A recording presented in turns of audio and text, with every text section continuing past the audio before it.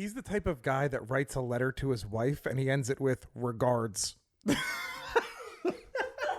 know what I mean? Yeah. That's a real Chuck Peck move. God, Chuck Peck has a closer relationship with his barbershop quartet from college than he does with anyone else. Oh, yeah. And he killed those three guys. Yeah. He went to college with them and then he joined the service. And when he got out, he found them and he killed them because they represented a part of him that was dead long ago. Exactly. Yeah. They had too many secrets that could not get out. Totally. Not for Chuck Peck. No, he's been fucking in the woods. That guy's fucked in the woods.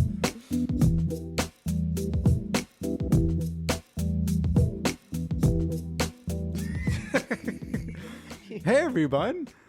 Hi, and welcome to Dying on a Hill, the podcast about marketing and business plans that someone should have given up on before it was too late.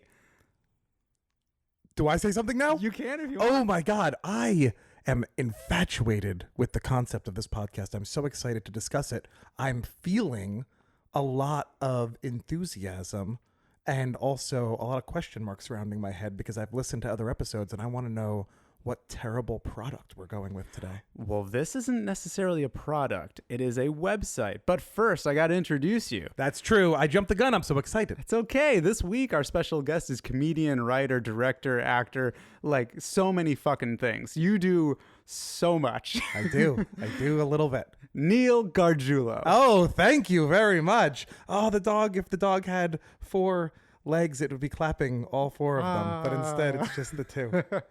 And this week we're going to be talking about the website called theglobe.com. Oh. Do you remember theglobe.com? I don't remember theglobe.com, and it sounds evil right out of the gate. So it didn't start as evil, Okay. but it eventually became evil. Yeah, I could imagine. Yeah. And so things with theglobe.com. Well, I mean,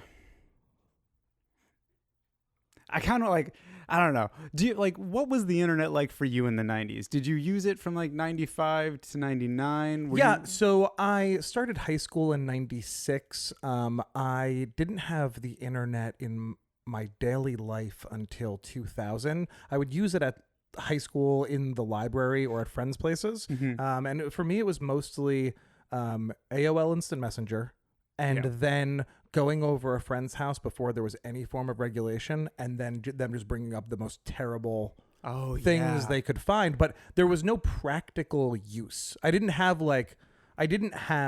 wasn't doing e-commerce. Sure. I was a teenager. I was watching videos that are probably illegal in most countries. The Pain Olympics. From one, totally. Faces of Horror. Faces of Death. Yeah. Right. Yes, exactly. Exactly. I remember. Yeah. Oh, man. I mean, so I got to the internet later, but I'm sure, it's like you put kids in front of a computer, they're going to look up fuck up shit no matter what era they're in. Like you put someone in like the 1930s and give them the power to look up whatever, they're going to look up some like bees walking around on a flayed, testicle. Totally. And it's not like you start there. No. But curiosity takes you down that. Right. And I also, because I didn't have it in my home in the early days of it being consumer friendly, I never really did the exploration. I don't know what the search engines were like, but I would sit down at a computer and a friend would say, hey, type in www.petpleasure.com. And I'd be like, I guess I'm going to type that in. But how did they arrive at that? How did they find that? I never knew. Yeah, like, well, I mean, everyone knows how you find whitehouse.com, which hilariously only reverted to White House, like the actual government's White House website. It only reverted back like this decade, I think. But it's been a porn site. Oh, really? It's been a porn site? Whitehouse.com was a porn site up until very recently. Everyone in my computer lab would go to whitehouse.com just really innocuously, and it was like porn. I had no idea. Oh, in that time, pornography for me was LimeWire. Yeah, because it was downloading. Yeah. It wasn't streaming. Right, and then there would be a library of a type of web porn, and that would just be the porn you watched. That would be the thing that, I guess this month, I like it when someone gets laid on their birthday. Great. I had I went to very sweetheart sites, very kind pornography sites. Oh, they're getting an anniversary. Yeah, wow. This is their honeymoon, and they're making love for the first time. There's a lot of gentle petting. Yeah, totally. Long kissing sequences. Well, it's funny you should mention that, you only went to it at school because, theglobe.com started off the way a lot of startups, start, which is two middle-class kids from an Ivy League school using their parents' money. They raised $30,000 from friends and family, and Todd Kriselman and Stephen Patternot had relatively meager ambitions when they started the website as a programming company. They're basically using it as a proof of concept for what they could do. They bought an Apple server, literally just bought a server machine, and welcome to the internet. You can host now. Because there wasn't a huge, other than the money, which is big for most people, there wasn't a big barrier to entry. So when they were at Cornell and were using all this shit and learned how to code and everything, well, fuck, let's make a company where we design websites for people.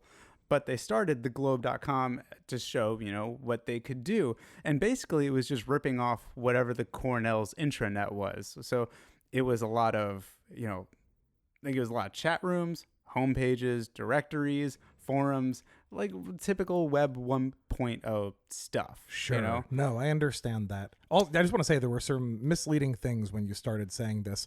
We were talking about wealthy families and their Ivy League education, and then it was $30,000, and their Ivy League education was Cornell. I mean, of all the Ivy League.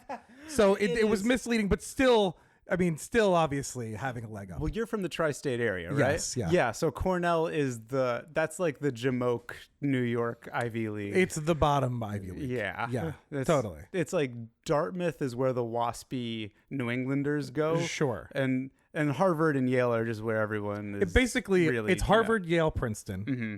And then Brown. Columbia's kind of its own thing. Yeah, Columbia is very snotty. And then Penn has the business school, mm-hmm. Wharton. And then the rest of them are like, we didn't get into those. We're going to go here. I didn't go to a top 100 school, but still I'm allowed to be pretentious for some reason about college. I went to a state school, and I'd venture to say that I'm having as much, if not more fun than 90% of the people I graduated with, all of whom went to better colleges. Yeah. So, I think I'm coming out well, and I think you are too. Yeah, no, I like just looking at a distance from something, like looking at the tower, and Mm-hmm. I'm just a peasant, and I'm just trying to get through my day and not get killed or catch some type of disease that will ultimately kill me and my family. And I'm looking up at the tower castle, and I'm like, not as nice as the other tower castle over there. That one over there is real nice. Meanwhile, someone throws a bucket of dirt on my face just because. You're like, oh, well, I'm already dirty. It's fine. So through the site, people could post about categories from travel to parenting and just connect with each other. Like I said, it was like chat room. It was like a chat room. Yeah. Okay, early chat room. There was really nothing special about it. So of course, it raised $20 million in 1997. Oh, yeah. From a hilariously named group named the Dancing Bear Investments, not the porn site. Again. Okay. All right. Because I think we all went there. We were all like, well, it's the one that we all know. Yeah. Not that. Wow, they fell hard. They were Yeah. making $1 million investments to then just having just ripped dudes dance in front of carefully placed hookers. Oh, interesting. I was picturing some circus guys jacking off a bear. Oh, wait, do you not know Standing what on a Dancing ball. Bear is? No. Oh, Dancing Bear is it's a it's funny because this is one of those Kazaa porn things. Uh-huh.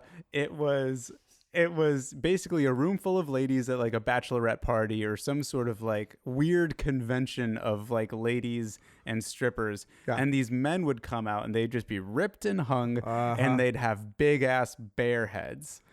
And then Amazing. Oh. I actually had I worked with a guy who was from Compton. He had grills, and he was just like, man, my goal is just to get, and he's a skinny guy, but he's Yeah. like, I'm working out now.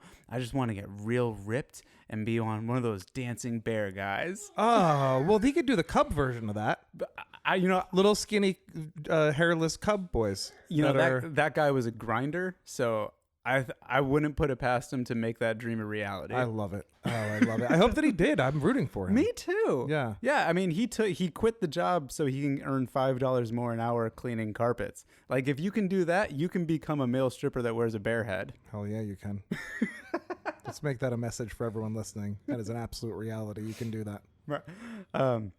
So, riding a wave of speculation, the site went public in 1998, and it had, at the time, and really it lasted for a really long time, it had one of the biggest openings ever.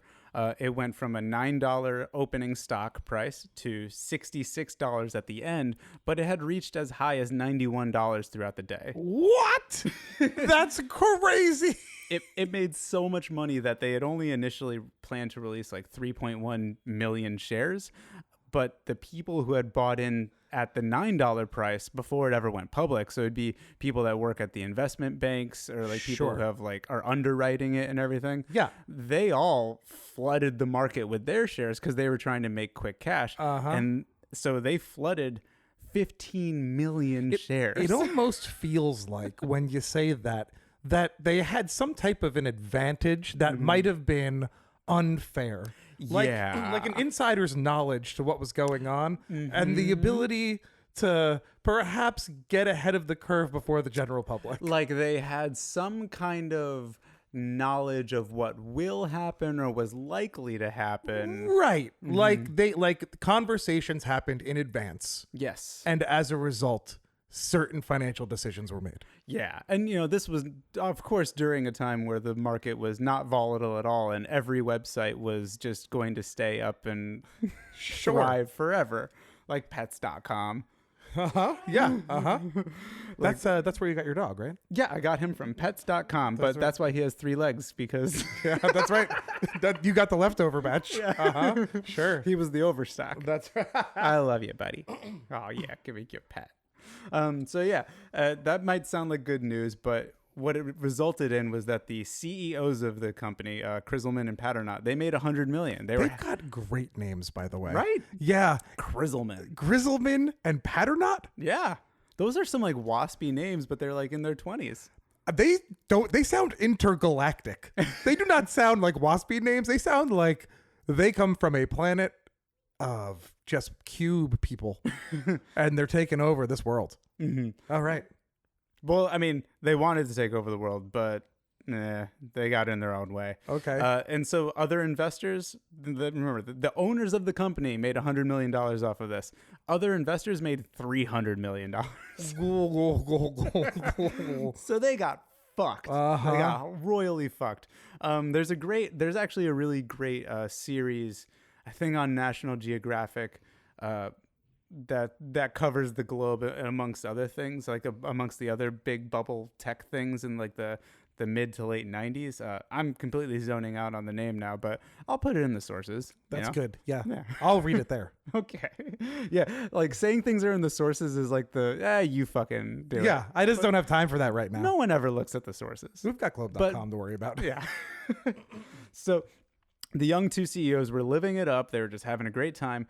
They were literally like 25, 26-year-old and now in charge of a company that kind of, they didn't know what it did, but they were really excited about it. Well, you don't need to do something. As long as you're excited and have money. Yeah. But it doesn't matter. And so CNN was doing they were doing a piece on all of the new, tech money that was flooding in. And they followed Paternotte as he went out with his girlfriend, dressed in, like, you remember what raves were like in the 90s? Do I?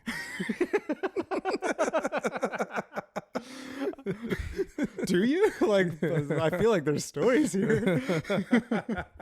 I know what a rave was. I mean, like a New York City version. Yeah, that's Not like a barn where people are doing meth and like 10,000 people show up and do meth and that's right. Not like the rural version.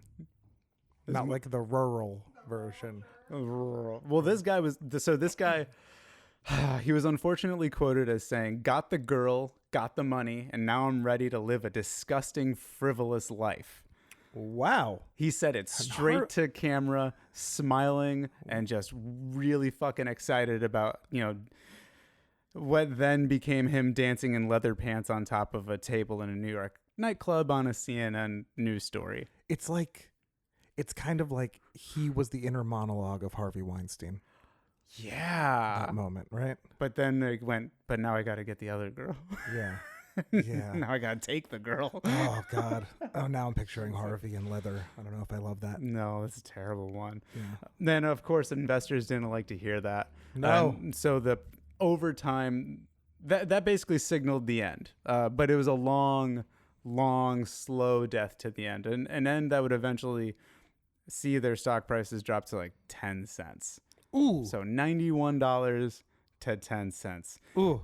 And the problem was that the site, it did drive revenue through advertising, but it never actually cracked the top 50 of websites. So it was basically a Facebook, but if no one went to Facebook. And it was just all prospect. That's MySpace. Yeah, it was. Well, they did have a partnership with Friendster. Friendster was my first one. What? That was my first. You were on Friendster. That was my baby. Damn. What was that like? I mean, the Wild West. Anything went. Anything goes. That was pre MySpace. Yeah. And that was my freshman year of college, I believe. 2000? 2001 maybe? Yeah. 2000, 2001. That's when they partnered. Yeah, definitely. I think Friendster, the height of Friendster was the most notable thing that happened in America in 2001. If I'm not mistaken. I'm trying to think. Yeah, I think everyone just becoming compatriots online was... That was it. Yeah, it was a really heartwarming moment. Yeah. We all got together and we banded together. Well, we banded together over, joined. well, that was the beauty of it, that it could bring people together. Right. Because, when things are hard, Friendster's there, and then they all just come together. Right. God, I even remember when like the cops and the firefighters were getting along because they found each other on Friendster. Totally. I mean, I'll never forget Friendster.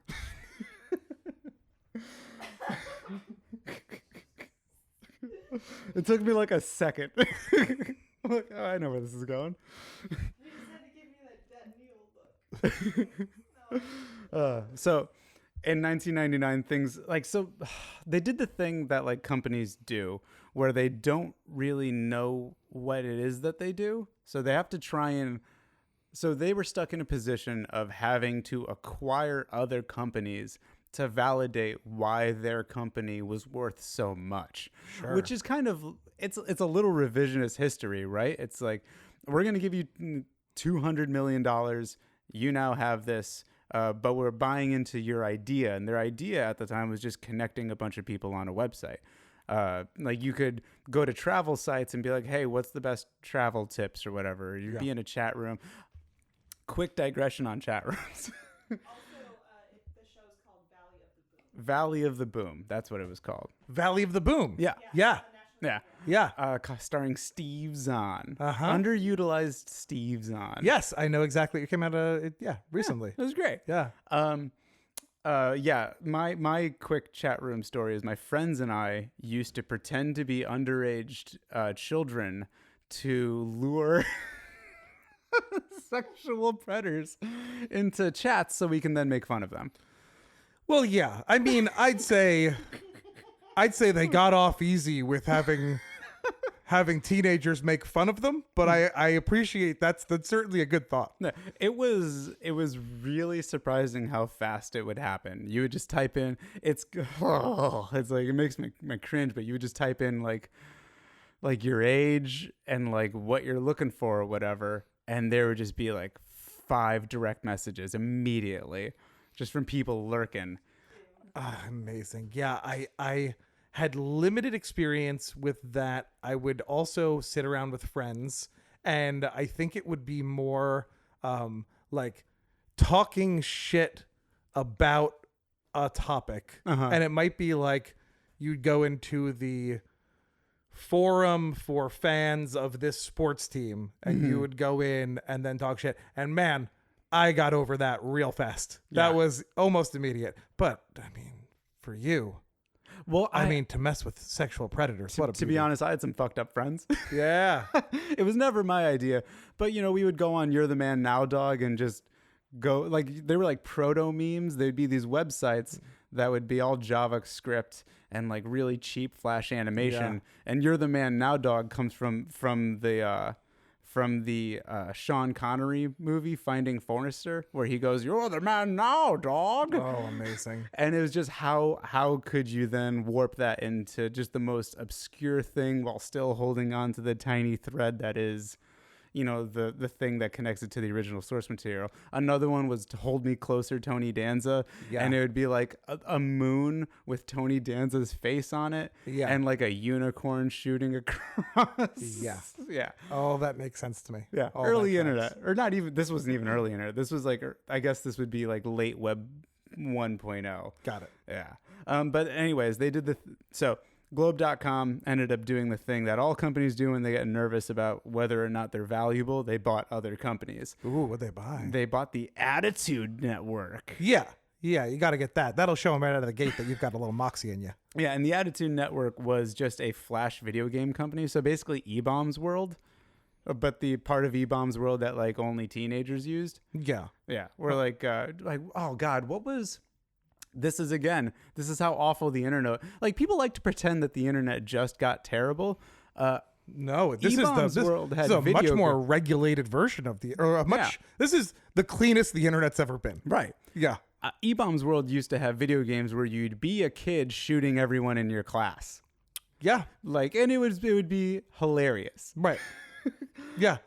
Oh God. Yeah. I mean, it is easy to forget because, like, I guess more people were born with it, and it is more regularly a part of our daily lives. Mm-hmm.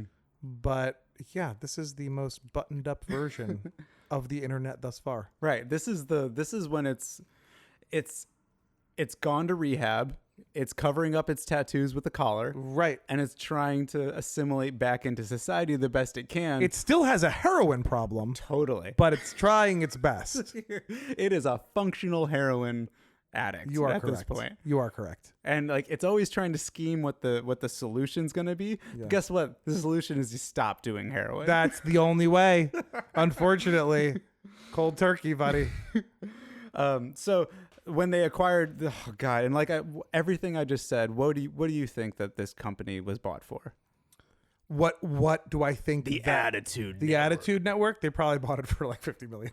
They bought it for $43 million. $43 million. And they bought it with stock options, so it wasn't like real money. It was like they gave board seats to people and all that. Sure. But they did take on $5 million of real debt that they had to pay off. So there was some cash that they had to give up. Yeah. That same year they bought a store, or an online department store. You remember those? I don't. I mean, it's funny because it's kind of what Macy's is becoming as places close down brick and mortars and start to do that. But that was not the norm at that time. No, that was so they bought this company called Azaz for $18 million. Yeah. And then they eventually partnered with this company called Boxlot and launched a site called Globe Auction, where they'd be able to auction on stuff. The problem was they were 5 years after eBay. Oh, so they came into the party after the party had already been going for days and days and days. Absolutely. They were like, "Oh, who wants to party?" And everyone's like, "We've done so many drugs. We've already partied our hearts out." That's unbelievable. And that's an era when, that's when Mark Cuban became a billionaire by putting radio on the internet. Yeah. So you didn't have to have the greatest idea. No, People just had to get on board. Yeah, Mark Cuban put a radio next to a microphone attached to his computer and just he illegally streamed broadcasts of sports, like just sports. And made over $1 billion doing such. Yeah, broadcast.com, right? Was that what? Broadcast.com. Like, Bob, fucking hell. Like, back in the day, you could do anything and you could get any URL you wanted, and just people were fucking buying it up left and right. I mean, that was a great move by him, because he gets all the credit for selling it and then doesn't get any of the blame for what the fuck happened to it after. Totally. He made like 2 or 3 big sales. I worked for him. Really? I admire him quite a bit in what he has built around him, and he's very good to his employees. Oh, good. Or at least in the scenarios that I have Sure. dealt with. He has a lot of companies, so Not, it's really not for the Mavericks 2 years ago. sure. It's hard to say when you own so many things that every person is treated, But overall, I think he's a person with a good heart. He does, I think. I mean, you only see him on like Shark Tank, Right. But he comes off as a little more genuine. But who the fuck? I'll take your word for it. I mean, you met him. I had a show on his network, so I have heard so many stories from so many people that are close to him of him being a good guy. Nice. So I take their word for it. God, I'm just glad to hear people are nice. Yeah, there are a couple of people who are worth large sums of money that are good human beings. That's great to hear. I think he's one of them. Well, in 2001, then. So like, all right. So we're only we're like a year or two after this public offering. They've already acquired 3 companies. None of them are making money. 2000 now, they team up with Friendster to start a VoIP, a voice over the internet protocol, which is like Skype. Here we go. I mean, a lot of big players here. Globe.com, Friendster. I mean, Yeah, this is when like Kanye and Jay-Z made an album together. right. But like, it was like Kanye's little brother and like a guy who met Jay-Z once who had the same initials. Hi, my name is Jackson Zeller. And I'm here with Franklin West.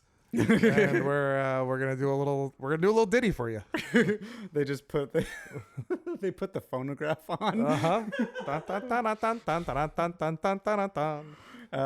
Yeah, and like none of this made them money. They reported $100 million lost in 2000. Well, you write that off though. So that's at the end of the day, you're doing all right with your Right. taxes. Yeah. Here's a review from Josh J1 about Voice Glow, which was they add glow to stuff as like an abbreviation for globe for their products. That's not. It's a 1-syllable word, Yeah, so that's right. it doesn't need to be shortened. God, we were so fucking stupid back then. weren't we? It's really unbelievable. It's really magnificent. So here's the review.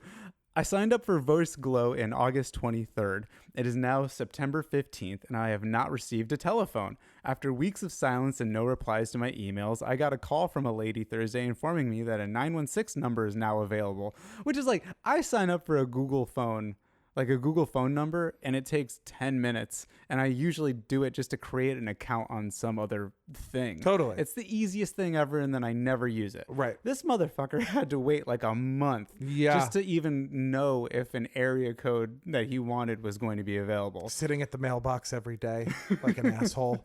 'Cause- Just Yeah, he probably was. Yeah. And so, but the thing was, he signed up to actually use his existing number. oh, okay. So he didn't want to use a 916 number. He Got wanted it. to use his, which is an easy enough thing nowadays. Then he goes, when I called in today, the guy seemed confused and took a message for someone to call me. He was going to leave it on the other ladies' desks. They don't have a voicemail? He parenthetical. This phone company doesn't have a voicemail? What is going on here? And he thought the phone would ship by the end of the week. This is like quote unquote. What a fool. Okay, guys, by the time this phone shows up, it will have been an entire month. You charged me a $13 monthly fee for absolutely no service. This was in addition to a $30 activation fee, a $10 prepaid service fee, and an $11 shipping fee. So these people just hose this guy for like fucking $64. That's a good business model. You don't have to do anything, but people still pay you. That's the business model they should have been going after. Right. Just keep lying. That's right. Keep lying and having it the shittiest service you possibly can. Yeah, lying and theft. That's the model. So much of America is built on that. That's now. right. But that's why we're friends. Well, yeah. I stole your heart. All right. I'm just queuing up a video now. But you know, they had all right. How do I phrase this? So they had a problem. They didn't have enough people going to their site for it to actually be profitable. So what do you do? What do you do when people aren't using your product? Kill yourself? Yeah. What is it? Almost the same thing. You make advertisements. Oh, sure. Yeah, you make advertisements. Yeah. Emotionally killing yourself. Well, just wait till you see this commercial. Because you're a director, you're a producer. I think you have one of the best business minds of anyone in our clique. Because you are of a generation above me in improv. Because I think generations run about 5 years in improv. Yeah, I think right? that's fair. Yeah, that's right. So you're above me there, and of all the people that you associate with and work with on a regular basis, you hustle the most, you have the most common sense, and I think you make some of the best decisions, not only for yourself, but for your hilarious group, Dr. God, and you all make great decisions together, of course. No, I make the good decisions. You're right. You're saying all the right things. So I would love to see your opinion on this commercial right here, because it's fucking insane. Oh no. Okay. You ready for this? Yep.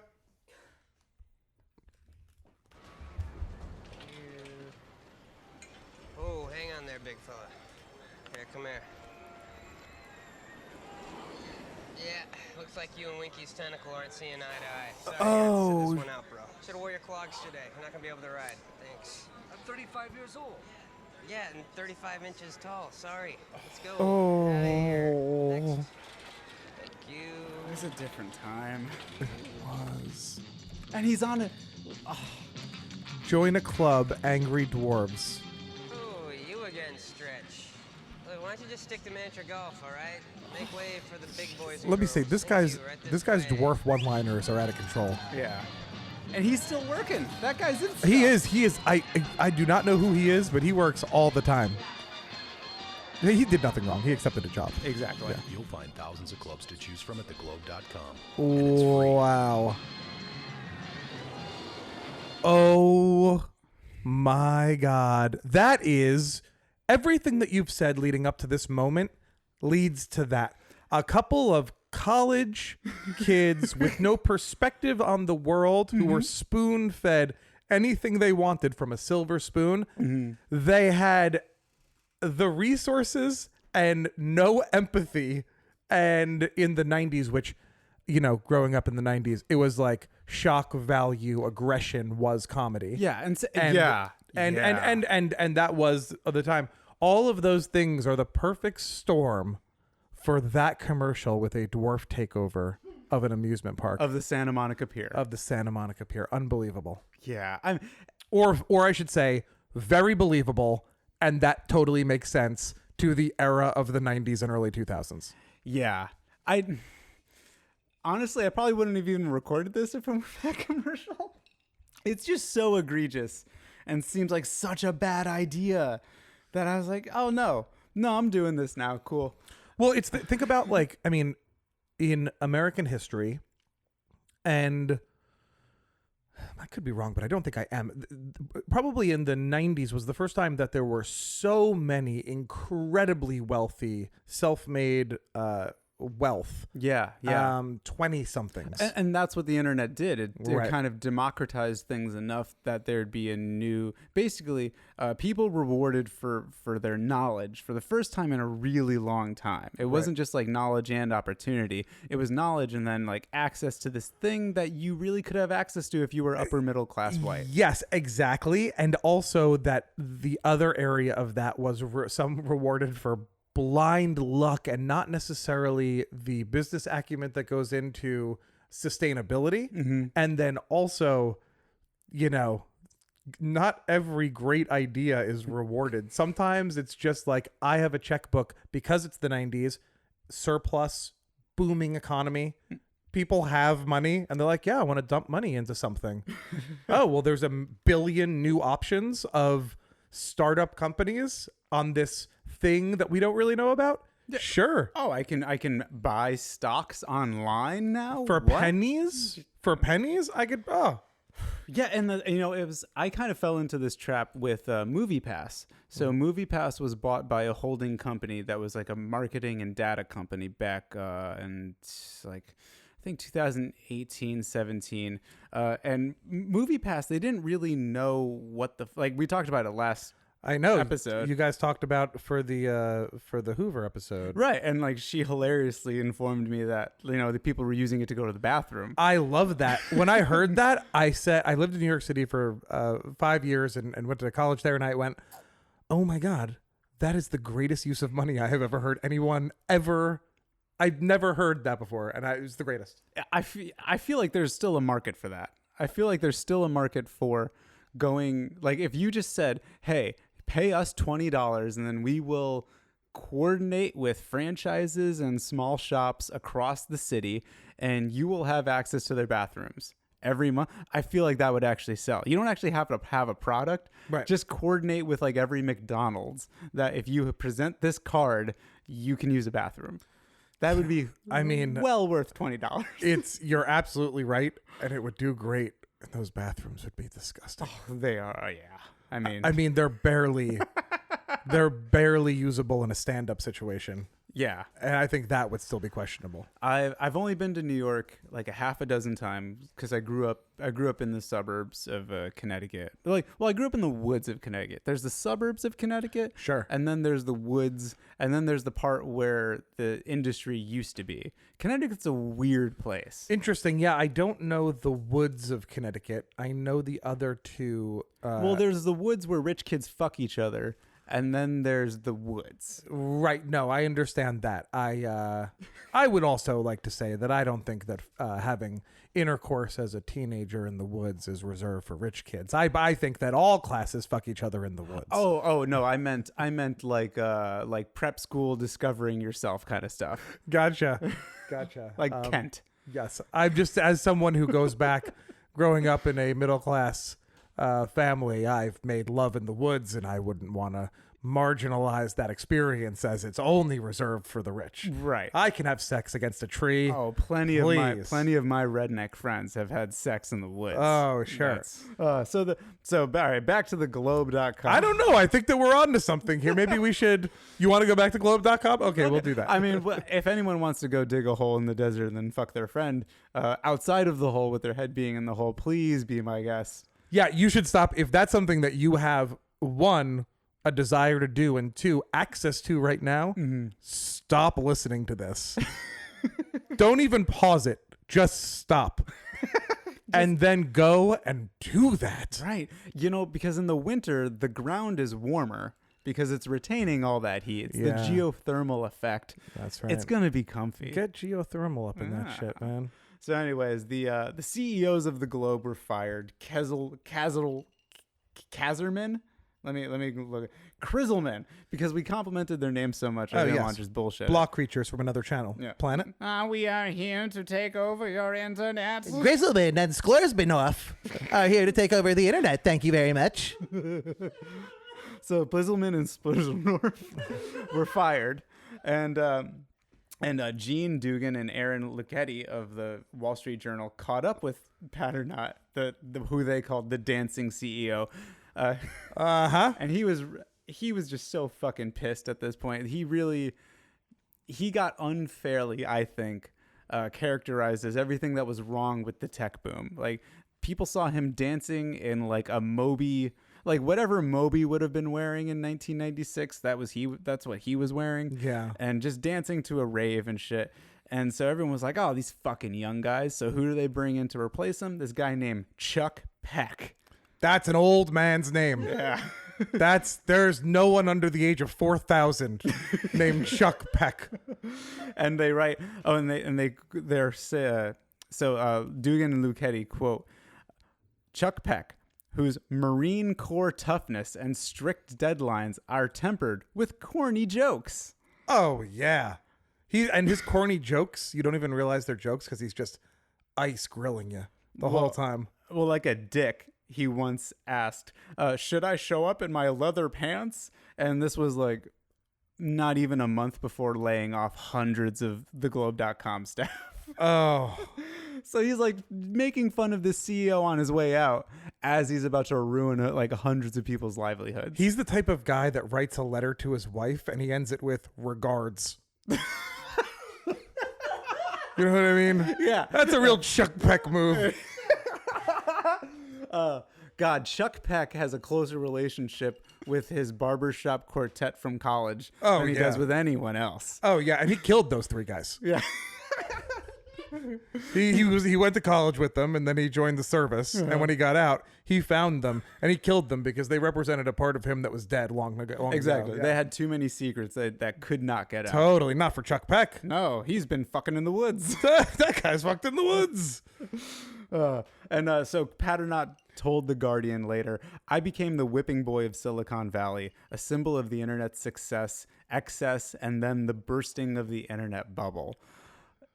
Like he got a raw deal because he's a kid with a lot of money with a camera in his face. Like what influencer right now? Like there was that. So you did a show. You just told us with some influencers, and you're like they're fucking great. They're great. talented. They're Very talented, hilarious. yeah. Easy to work with. And I think now influencers are very professional. I have a few Sure. friends who are influencers.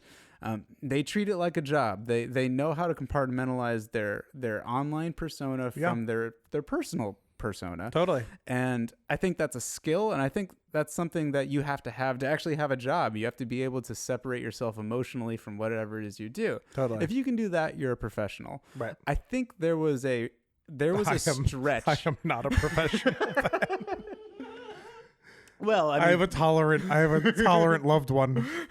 If I'm fortunate that I can lay in bed at 2:00 in the morning and be like, I had this idea for a dumb show, and she's like, go on, and I'm like, I don't know. It's just we're in the woods.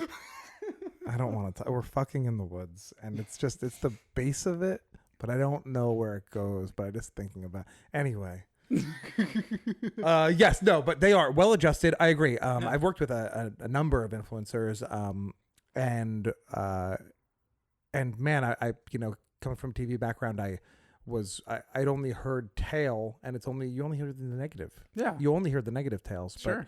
But, You hear about PewDiePie dressing like a Nazi or whatever. Right. Totally. And like, I mean, those are like teenage and 20-something mistakes. Yeah. But like people who are working day to day, really some unbelievable work ethic. They get it. Yeah. Yeah. And because they're self-made people. And I think if you can be a self-made anything, you have the drive in you to push yourself without other people making you. And I think that's in LA, that's what you need, because no one in LA will ever make you do anything. They will let you fail as much as you want to fail. Exactly. And as they should, because you are only your responsibility. Exactly. Yes. I was actually, you would have a great perspective on this.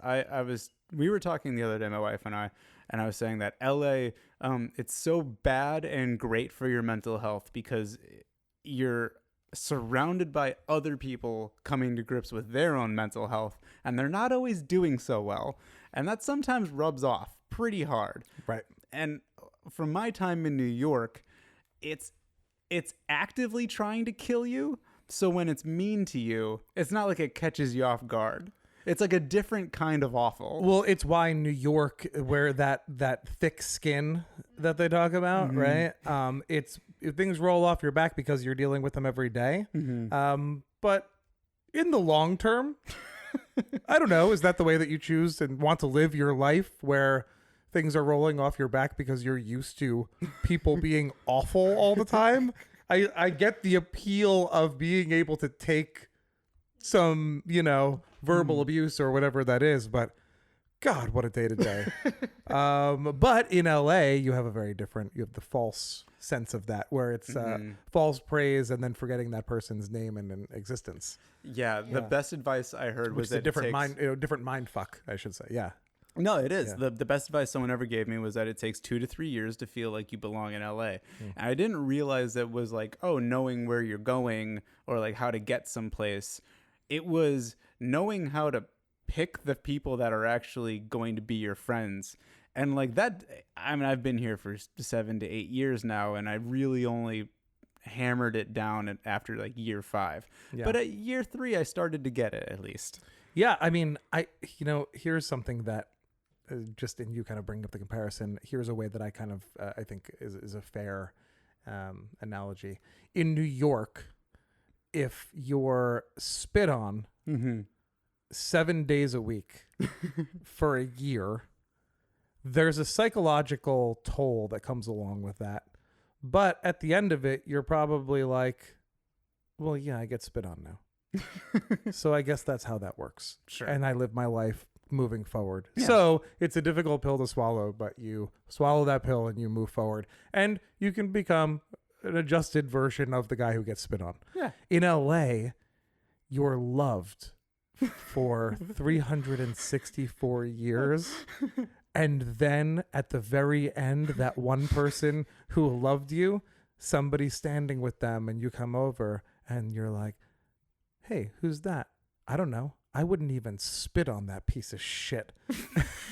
And the psychological toll of being held, loved, embraced, and then thrown into a gutter and are truly meaningless has a very different psychological toll. At least you know where you stand in New York. In LA, you kind of have to just get comfortable with the fact that it might not always be what it appears to be. I was so one day we lived 2 hours away from New York. We were in the great position of being 2 hours from Boston and 2 hours from that's New the York. great part about Connecticut. And we really didn't go to Boston that much because New York is more fun. New York's a fun fucking city, man. Totally. And we went there on a whim because my friend had to go on a cruise. So we had to get a fake ID for him that had his real birthday on it so that he could go on a cruise the next day. So we're like, fuck it. Yeah, jump in my car and we're going to drive. That's the most Connecticut thing I've ever heard. We were teenagers and we went to get a fake ID in New York so our buddy could go on a cruise the next day. Yeah, well, it's the most Connecticut thing possible. And but you know, like idiots, we were like, we'll just go to New York and get an ID. Sure enough, we went to New York and we got an ID. There was just kiosks and there was just like fake IDs here. Yep. We're like, I'll do that. Sure. I did the same thing. I got a fake ID in Pennsylvania. Nice. In New York, and it was for the state of Pennsylvania. And they put the hologram over it, and the hologram always had keys on it. At the place that my friends and I would go to, there were keys on it. And I would go to the most backwoods places in New Jersey, which do exist in central and southern New Jersey. Sure. And they'd be like, why are there all these keys on this? And my response was always, yeah, central and southern New Jersey, right next to Philadelphia. They're Yeah. used to seeing these IDs. right. But they're like, why are there keys on this? And I'd be like, it's the Keystone State.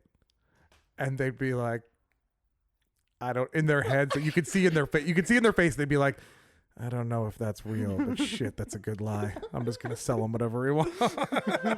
You know, this guy's smart enough for whatever he's about to do will not come back to me. Yeah, I feel good enough about this situation. Then I tried to use it in Philly, and a skinhead dragged me down a flight of stairs and told me never fucking come back here again. South Philly? I don't know. The skinhead was the security. Oh, okay. And was security, and all of they were all skinheads at it was on South Street. Yeah. Okay. Yeah. I spent a little bit of time in Philly. I was mostly drunk. I'm very good at drunkenly wandering around major metropolises and being fine. It was I don't want to try it now, but back in my 20s, just like many other white guys, I was very good at it. Well, you run a lot, so it's good because you can always get away. Yeah. I have to stand and fight. I can't really run. If I get into it, I have to be like, I have to fight these people now because they're going to outrun me. And that's why we're charming. That's it. I have to either if charming has failed, I'm like, I've got one resource here. Running is not an option. Hold on, let me call an Uber. Guys, fight me in 4 minutes. So they weren't done. The CEOs got fired. People were getting laid off. They eventually laid off another 100 people the next year. Fucking Chuck Pack. And they started another phone idea. This one was called Glow Phone. So again, keeping with the abbreviating already one syllable name. It's the same. It doesn't change the amount of time it takes to say it. It's the same amount of time. Globe Phone. That sounds great. Yeah. Glow phone, yeah, I'm sure it was a burner kind of thing, but it's not just enough that they did this. They did it and then eventually got sued by under the Can Spam Act, which is an anti-spam law in California that basically says you can't send unsolicited messages to people en masse. It's, you know, it's kind. I mean, I wish they had better ways of tracking it now because I get robocalls every day, but I'm just learning how to block those numbers. Yes. If you're calling me from an area code where my phone is actually from, yeah, I'm sorry, we're never going to talk. Yeah, I got it. Yes. I think of that as just a sign of improvement of everything we talked about prior to this moment in internet history. That's a substantial improvement. The fact that that was even put in place. Right. Yeah. Well, do you know who sued them? No, of course not. I'll tell you. Was it the Nazis? No. Okay. So, remember that little partnership they had with Friendster? No. No, I don't remember. When was that? A while ago? Oh, yeah. No, yeah. Friendster got Yeah. it. Uh-huh. They had a partnership with Friendster. Uh-huh. So they got sued by MySpace because they were sending thousands and thousands and thousands of unsolicited messages to MySpace users to try and get them to sign up for the Friendster Glow phone, whatever the fuck. Wow. To think these two titans battled it out. That probably kept MySpace alive for another half a year. Yeah. Because they paid him $120 million. They had to give up a bunch of websites and magazines that they had bought during the time where they were like, we're going to buy a bunch of shit. Oh my God. I want to know what those magazines were. Oh. Abs. Yeah, Dwarf kicking. Fart in a family's face. one was the like, magazine. One was like Computer Games Magazine. Their magazines were actually so niche that they were the only thing making money for them. Oh my God. The idea that at the forefront of internet explosion, like while it's happening, and they have already made it work, that print media was the thing that was sustaining any level of profit in their company. Yeah. Woof. And so eventually they closed doors in 2007. But that was not before their final last source of revenue closed up, which was .travel. They owned the domain .travel, which was basically just a bunch of travel agents and airlines and like hotel services.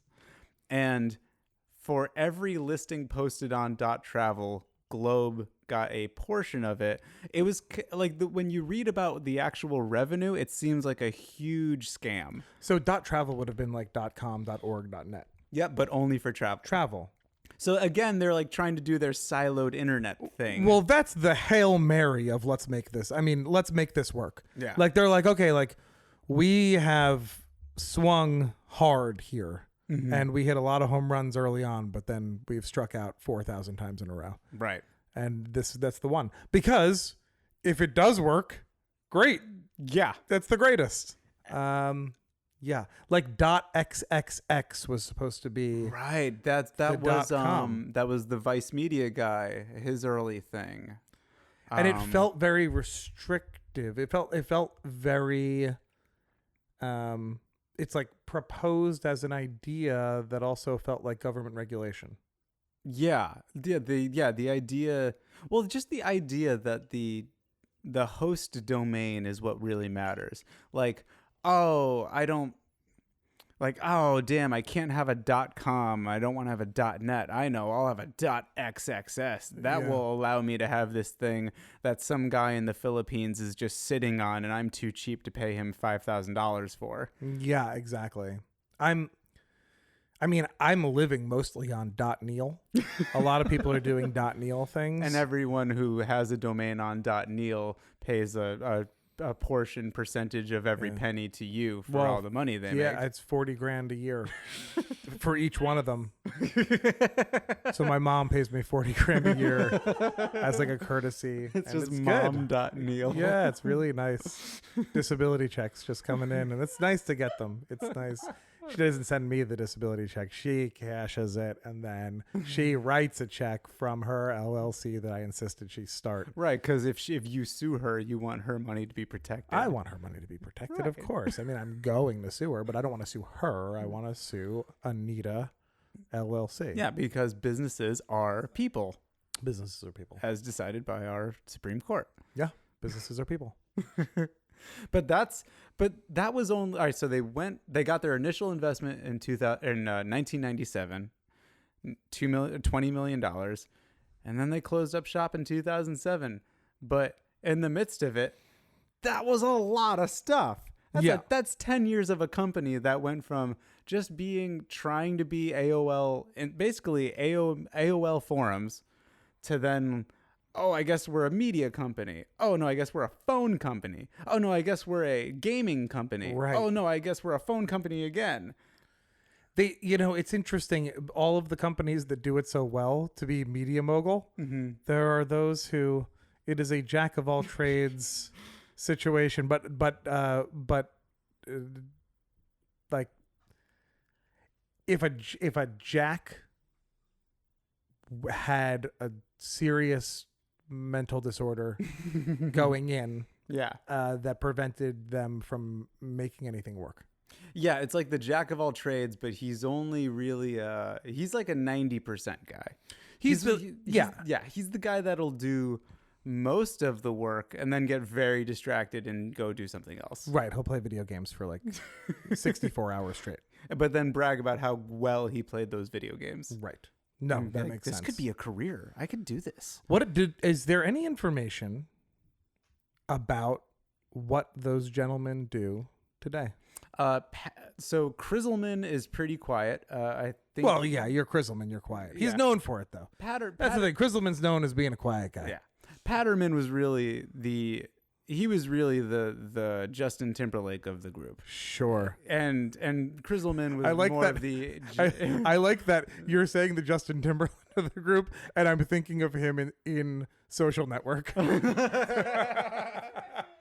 which still plays. So he didn't make they didn't make a lot of money off of the Globe. I think they ended up taking home about $21 million, and then he jokingly said that he invested in telecommunications in Europe, which I just got done. So I have a client at work. I do digital marketing for small businesses.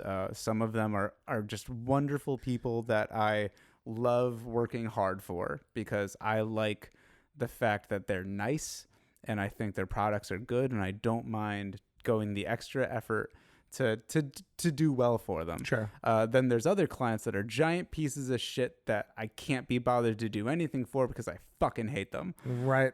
This one guy was a Indian billionaire who made all of his money on telecommunications. Yeah. Which, after doing research into this, basically, like what I found out is telecom was its own bubble back in the 90s. If you could just rent out satellites and if you could rent out like fucking towers and shit, anyone could have a telecommunications company for a little bit of money. Like this guy probably came from an affluent family and all that, so he just rented out the infrastructure and then sold it for ungodly amounts of money after like all the connections were made. I want to get into that game today. I know, right? Yeah. But like But like specifically telecommunications. I want to set up a phone network and like Serbia. There's got to be a need there. Yeah, you're right. That's what we should do. Phones that don't freeze. Yeah. I'd say let's sell one of the other legs of your dog and use that as startup money. We can. They're made of gold. Oh, he's smiling. He likes it.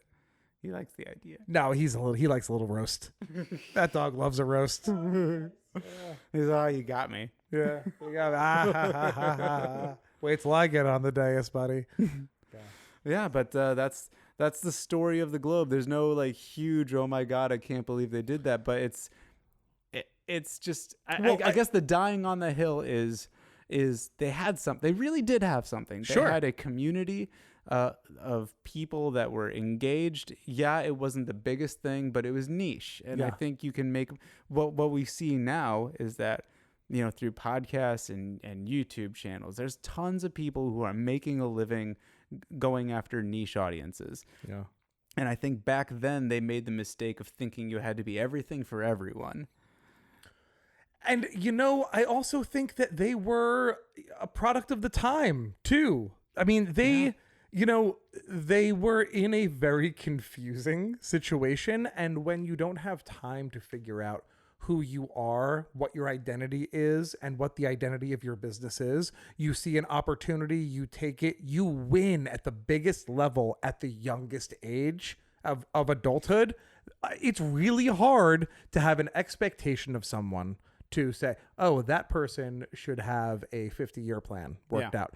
So, I think that is a rare time or a cautionary time for business, especially with the height of, the internet being new. It's changed the world. Yeah. And unfortunately, people believed in them, right? Because like their stock had the biggest opening of any initial public offering in history. Well, I mean, and that probably hurt them in the long run because it made them then have to take all of these chances to then justify how much money on paper their company was now worth, when really it really should have only been worth $50-100 million, and then just like take that capital, grow your audience. They're credited as being the prototype for all of the social media that's happening right now. But the main difference between them and Facebook is Facebook rolled out really slow. They started in just a few colleges and then opened it up to anyone with Well, they made it exclusive. Yeah, they made it exclusive and they made it cool, and they had enough investment to not have to worry about making money. Whereas these guys had too much investment where they then had to worry about making money. And I'll say that to the investors, it's very interesting because I am somebody who grew up in gambling in my family, and I understand that world quite a bit. And it's interesting. You have something that's happening in the world that has never happened before, and people are getting rich fast. And if you go to a casino, there are 38 spots on a roulette table, 1 through 36, 0, 00, and then outside gambling. But like those numbers, right? If you want to play the lottery, into the billions for the larger games. Pick 3 would be like 1,000 to 1. The pick 4 would be 10,000 to 1. Those odds people gamble on every day, all the time, nonstop. The odds in this world of putting in an investment and turning that into millions of dollars, it was like being at a casino. Yeah. And why not? I mean, when you have a surplus of money, when it's the biggest surplus in the history of the United States, I'm pretty sure the late 90s was. Yeah, that was the sketch of the $3 billion movie. Right. On SNL. Right. Yes, exactly. So yeah, it makes sense that people would dump. It's just with such reckless caution, just no caution, and just as reckless as you can be. It doesn't surprise me, I guess. Yeah, I understand human nature. Yeah, and it led to the bubble crash. Everything crashed in the late 90s, and then sure enough, everything crashed 10 years later. It's almost like we crash every 10 years, and it's been 12 years. Oh no. Thank God I'm a billionaire already.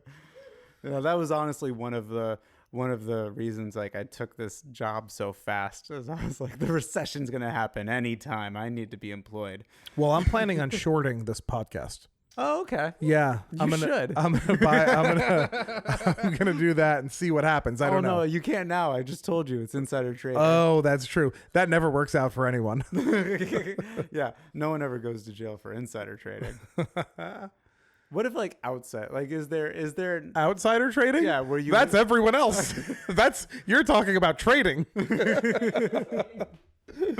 Yeah. Well, I mean, do you have anything?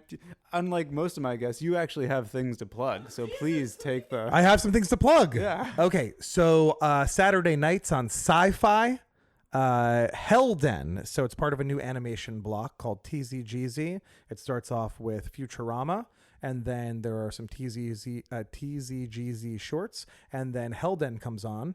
So it's in the midnight to 1 a.m. block on Saturday nights on Sci-Fi. God, I remember watching anime on Sci-Fi, but it wasn't like Cartoon Network's Adult Swim anime, which is like Inuyasha and like Dragon Ball was like Toonami, but like the ghost detective guy and all that, Samurai X and everything. But I remember Sci-Fi had the hard anime. Like that's where I saw Akira first and all that shit. Oh like, my god, my so fiance and you should talk about this for a day. She's in love with it. I know. Yes. So they're doing more of an Adult Swim animation block. They're doing more adult content in that world. There's not anime as of right now. There might be short form anime, but there is a lot of funny shows that they have on there. And then on Wednesdays on Funny or Die's Facebook page on Facebook Watch, you could see Take It Outside. We did 8 episodes. It's a show about camping for millennials, people that have never had to go into the world. It's a scripted series. They're 7-minute episodes, and it stars our friend Thomas Michael Bechtold, Dean Sharp, Max No Sleeves, for those who know the world of really great social performers, and Churdley. So you can check that out every Wednesday. A new episode comes out all the way through the end of the year. And then on Funny or Die, you can also check out Brainwashed by Tunes. It is they're a 3-part musical series with Wayne Brady, Jason Alexander, and Leah Thompson. And you can see how old cartoons from the early 1900s have normalized problematic behavior in both bigotry and sexism. And we make some musicals with the brilliant composer Greg Jenkins. You got to make a musical with Wayne Brady, man. Dude, he is truly one of the most unbelievably talented people I have ever stepped in a room with in my life. Like, what does he smell like? Does he sing just randomly? He smells like genius. And he knocked out a full song in such a short span of time, did rewrites on the spot, and then improvised half of the final verse. And if you listen to this song, if you go to Funny or Die's page and look up Brainwashed by Tunes, he sings 4 different genres of music in 3 minutes, and you would think that he was classically trained in each specific genre, and he just kind of picked them up, ran with it, and he was out of the studio in an hour. Ugh. Yeah. God damn. Yeah. He did so the final verse is like trap music. He did a verse. He's like, "Can I play with it a little bit?" We're like, "Yeah, Wayne. You can do whatever you want." And he went in, did the first take, and myself, Greg Jenkins, and one of my comedy partners, Dwayne Colbert of Second City, we looked at each other and we're like, "Well, that's the take for sure. Let's do a few more, I guess, just because." But like, the first take just knocked it out. Yeah, Damn. yeah. It's unbelievable. And Jason Alexander and Leah Thompson, they were both so good. We talk about Wayne Brady because he's Wayne Brady, and he has the improv background, and we love that, and that's a big part of our lives. Mm-hmm. Jason Alexander and Leah Thompson were unbelievable, like doors off.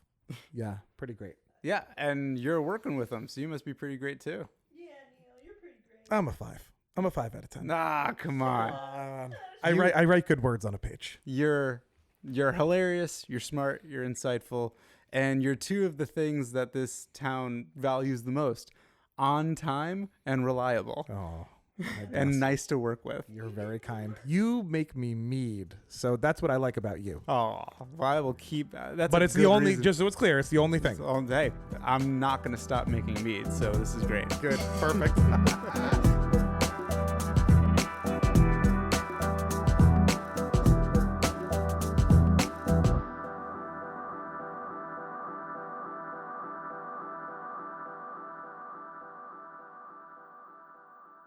That's something that they not only continue to, and I hope they continue.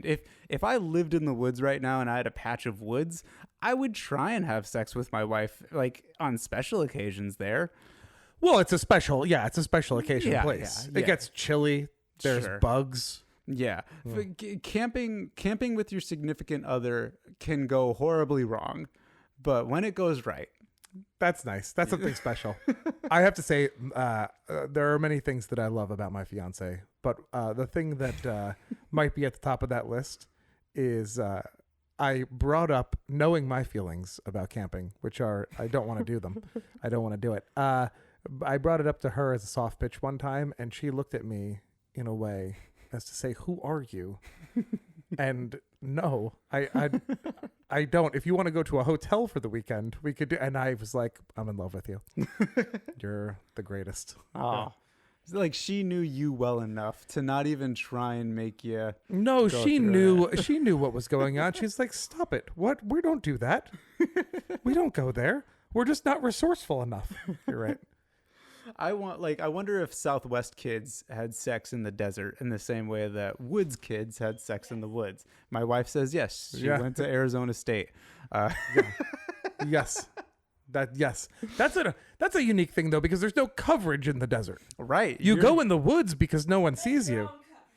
You make your own coverage. I don't even know. I'm just picturing two people just burying themselves in sand. And that would be so uncomfortable for someone's vagina. They do it butthole. ostrich style. It's when you dig a hole and put your head in it and then just try and find the hole. Oh yeah, ostrich style. That's yeah. I hadn't considered that. If we can't see them, they can't see us. That's right. Oh God.